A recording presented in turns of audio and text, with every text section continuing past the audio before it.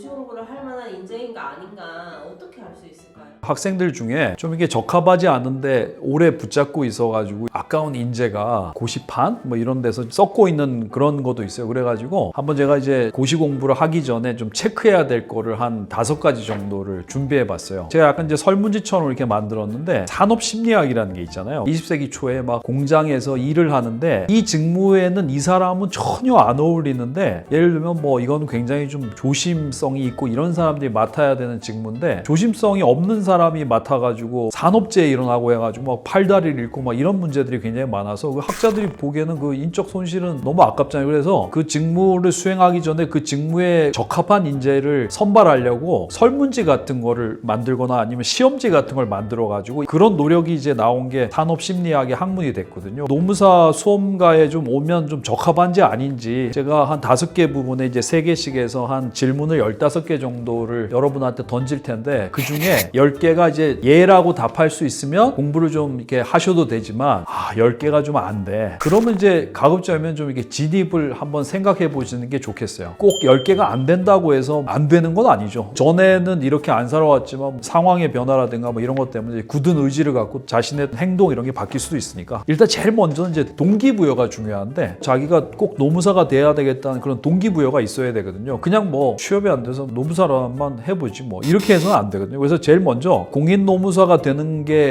내 평생의 목표 중에 하나다. 이런 분들이 제일 좋겠어요. 이게 예 아니냐 먼저 해보시고 두 번째는 공인노무사 되는 게 꼭 목표는 아니지만 공인노무사 자격증이 있으면 내가 하고자 하는 뭐 어떤 인적자원 관리 이런 것 쪽에 좀 커리어가 좀 괜찮을지 생각을 해보셔야 되고 나는 이 직업에 대해서 깊은 열정과 관심이 있다. 요 3가지 정도. 사실은 공부를 하다 보면 굉장히 힘들거든요. 이런 걸 이제 맨 처음에 좀 갖고 시작을 하셔야 되는데 중간에 어떤 역경이 있지만 나는 버티고 꼭 이걸 해야 된다 이런 게 있는데 여기 있는 것들이 별로 중요해 보이진 않지만 역경이 오면 이거가 없으면 그냥 쉽게 포기해 버릴 수가 있어요. 그래서 이제 좀 중요한 거고요. 그 다음에 이제 학습 습관인데 과거의 학습 습관을 한번 되짚어 보시면 되는데 지금까지 내가 해온 학습 습관이 있는데 이제 오늘부터는 고시 공부해야 되니까 이제 그 해왔던 학습 습관과 완전 다른 습관으로 바꾸는 건 사실 쉽지가 않거든요. 나는 좀 규칙적인 공부 계획을 세우고 좀 꾸준히 신청할 수 있느냐 이게 첫 번째고 두 번째는 좀 제가 수험생들한테 물어봐요. 하루에 몇 시간 정도 공부하시냐. 직장인들도 회사 나가서 8시간은 일하는데 그래도 순공부 시간이 8시간 이상은 돼야 되지 않냐 이렇게 물어보면 순공부 시간이 8시간 확보하기도 그렇게 쉽지가 않아요. 공부할 수 있는 시간은 정해져 있으니까 그 시간을 누가 또 이렇게 집중해서 쓸 수 있냐가 중요하기 때문에 집중해서 공부할 수 있는 이런 이제